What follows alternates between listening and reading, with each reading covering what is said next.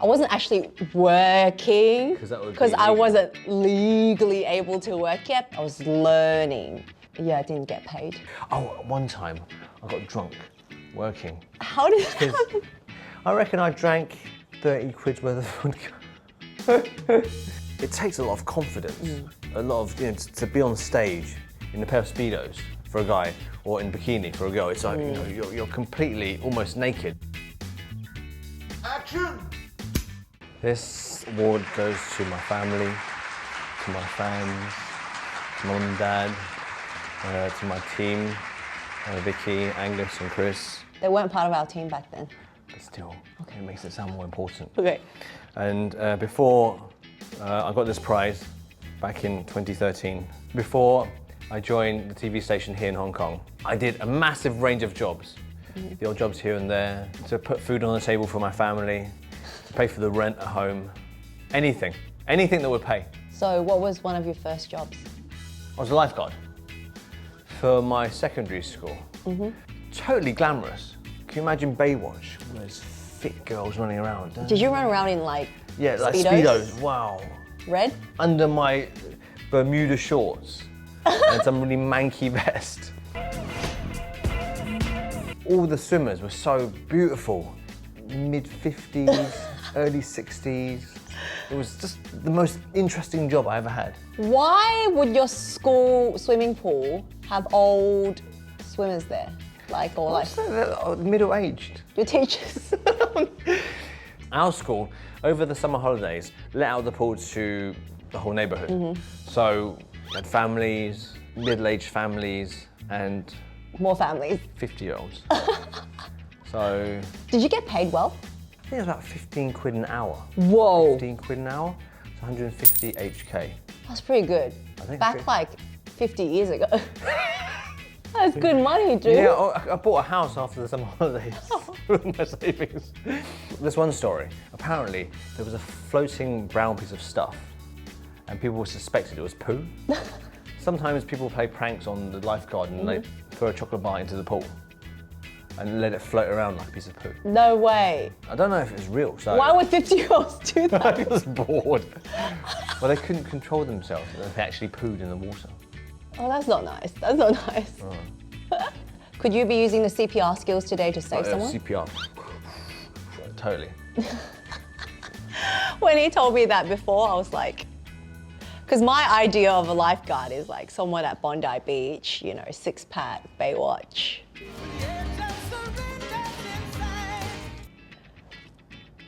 I've got some itch in my head. Yeah. I started working at a very young age. I wasn't actually working because I wasn't legally able to work yet, but I'd, go and observe what my dad was doing at work and what his colleagues were doing. Like I was learning. So I went to work with my dad basically every weekend around the age of like 15-ish. And but you were with your mum and dad? Well, it was either my mum or dad. Oh, okay. Yeah. During Christmas, when it's super busy, then both of them would be at work. Buy coffee, make coffee, wipe the shop front, and mop not get the paid. floor.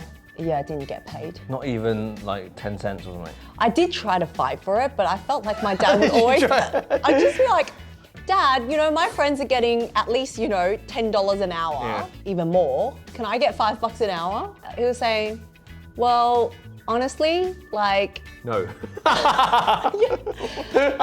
made it sound like it was okay back then. Like he was like saying, well, you just got a new laptop, we pay for your school fees, we pay for this and that, whatever you like we pay for. So that's pretty much better than paying you a salary, right? But getting your own laptop at 14 is pretty cool though.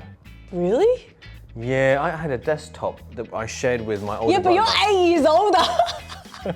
Doesn't make sense. So when I was 14, you're already like 22 or something. Laptops were common then, but when you were 14, though. It was like the olden days. Like no one had laptops. No. The thing is, we're talking about the price of material stuff. Your father bought you a laptop when you're 14. It must have cost him a couple of $1,000s back then. Okay. Yeah. But I kind of get it now because if he paid me, then it'd be illegal. But if he didn't pay me, then technically he's not doing anything illegal. Sucker. Yeah. Like your situation, I worked for Dad when I was 18, I think. When I was in London, I worked there for probably 3 or 4 years. Wow. Summer, winter. If I had time, I'd do it during study too. So pay was okay, I think. 15 quid an hour. That's really good pay. Not bad. No Coming tips. from your dad, right? So He was kind of fair in some ways. It's very tiring being a waiter. So you rush around, you clean tables, you serve customers. You know, of course, the first summer we were there, Jules and me, we were crap because we didn't know what we were doing. We didn't break many plates. Fries? Yes. There's your fries! Or glasses, but we weren't very good. After the first summer holiday, we got familiar with the whole workings of the restaurant. And then in terms of efficiency and work rate, I think we were the best. because you were young, right, compared to the rest of the staff. But we were paid the least. Because you were the youngest. No, because we were dad's kids. That's true. I think Chinese parents want to make an example of their children all the time. Yeah, You know, yeah, oh, you yeah. come work for me, I'll pay you nothing, and then my contemporaries will see that I'm being fair because you get paid nothing. Oh, one time I got drunk working. How did that happen? I was on a bit of a high, so I was working really fast, it was really busy.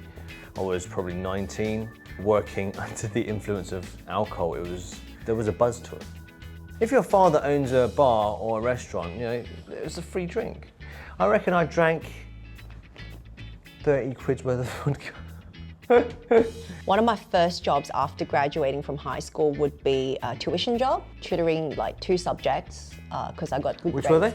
Economics and business studies. You're looking at me like that. It wasn't maths or English, it was, what?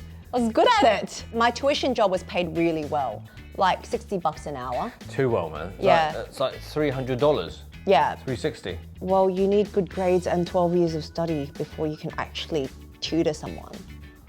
Or just a lot of blagging. No, I was really tutoring. Like, I know my student. We're on Facebook together. We're good. We're like this. And then I also had my dad's job, which paid me peanuts. a bit. Yeah, extra money. Any extra cash would be good. And then because of my course I was doing in uni, it required 200 hours of actual work experience. So I got a job at a hotel. I worked there for like 2.5 years and I was doing F&B at the bar or at the restaurant. That was about 3 times a week. How much did that pay? $20 an hour. One point during uni, I was working 3 jobs. And that was good money, but super tiring and quite hard to juggle studies. Beauty school dropout, no graduation date for you. Turn in your T's and comb and go back to high school. No, but yeah. So towards the end of uni, I was actually working around 9 months for free at Manpower. So Manpower is like a worldwide recruitment company. Yeah. So I wanted to get a good reference on my CV. Yeah. So I think working in a company like that would be good. So they didn't pay me anything for the first 6 to 9 months, and then they hired me as a part-time. So they interviewed 200 people and they hired 4 people to work for them for free. And I was one of the 4. And then they hired 2 out of the 4 to work as a part-time. So I kind of felt proud that I got that job, but in a sense, I had to like work for free for 9 months, which I got a lot of shit from my dad, because my dad was like, why are you working there for free? You have to travel there for an hour. Why don't you just come work for me? I was trying to aim bigger. I think he understands, but he just couldn't justify it. He was like, how come no one works for me for free? I was like, okay. Yeah. I think girls mature more quickly. And you've always been quite ambitious with what you want to do. What I'm trying to say is, I didn't really mature or really give my work 110% until we got married and had kids, because I had to. You have to grow up, you have to do the work, you have to hustle. When you're 30, you know, when you were 21 even, that kind of drive, that kind of goal-oriented mindset, it's not common. Yeah, I think if you speak to most of my uni friends, like, what's your impression of Sarah? It's like working a lot of jobs and wanting to be very ambitious. I don't know, I would not regret it. Any jobs that you had that were like interesting but didn't last long? Similar to the LifeGuard one. The LifeGuard came with a decent qualification. This one, it requires a certain character to be a door-to-door salesman, and that's what I did. I was selling anti-theft alarms for the house. I think I lasted no more than a week. Maybe. Did you get fired or you just quit? I just quit. Oh, okay. There was no base salary. So basically, you sell an alarm for, let's say, 3,000 quid, 2,000 quid, and you get a commission. So it's like, you know, get 10%, 20%, which is a lot of money. Did you make any sales? sales? It's hard work. It's hard to sell. Because stuff like this, people either want it or they don't. And to be able to talk your way into making them buy it, that's super hard. You really need the gift of the gab. You need to just talk them into, you know, just buy it. You don't need it, but you need it. Okay, that's interesting. Any other jobs? The last one I had before coming back to Hong Kong, which was hospital management. Ah, yes. So I was doing that for 2 years, 3 years. So if you imagine you're the doctor, you pass the records to me, I pass it to someone else, and then somewhere along the line, the records get lost in some department. And we would run around the hospital looking for stuff, the files, the reports. Was that good money? About 15 quid an hour. So it was still an hourly rate? Yeah, from part-time then to full-time. I managed to, from looking for files to liaising with doctors and nurses, climbed up the hospital ladder. Whoa. And so what would the end game be for that role? you make your way to being the general manager for a hospital. And then you work towards maybe being... The Minister of Health. Yeah, in the health authority. Oh, wow. Or in the government. Oh, interesting. Yes. And then at the ripe old age of 26, I joined the artist training program. I quit the job, I flew back to Hong Kong, and I waited for the year in Hong Kong. And that's how I joined TVB. Wow, so your goals were really clear. I think you have to be. I guess it's like people who cast in LA. They fly out there with the sole purpose of casting. And for me, Hong Kong was my LA. That's a huge change though for you. You actually had to leave whatever you were doing in London to come back and start. Yeah. No, that takes a lot of courage. Yeah, that's me. Yeah. That's my nickname. They call me Jason Courage Chan. I wasn't as courageous, but for me, it took me a lot of courage to enter the pageant in Sydney because the Chinese community there is so small and such a close-knit. I remember when I entered, I was in the final like 20, 10, I forgot how many girls there were. And the posters were all around Chinatown. And two friends called me up and said, "Is that you on the poster?" And I was like, "No, that's not me."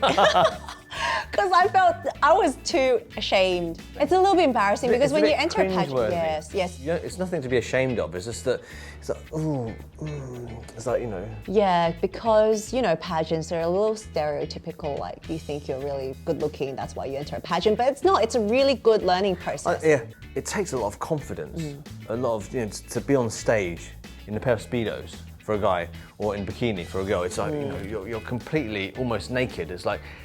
To be like that, when you can do that, you can do anything.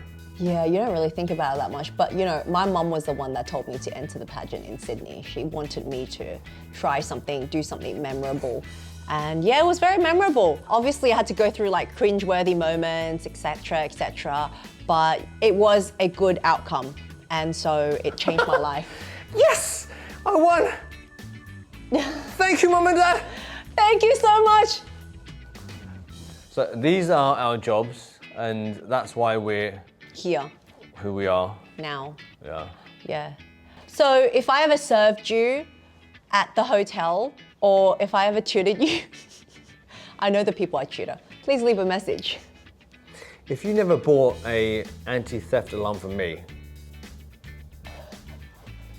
you regret it now. You ruined his career. I told you. As an anti-theft alarm sales. And now all those burglaries in London, in England, serves you right. And if you never asked him to perform CPR on you, you have the biggest regret.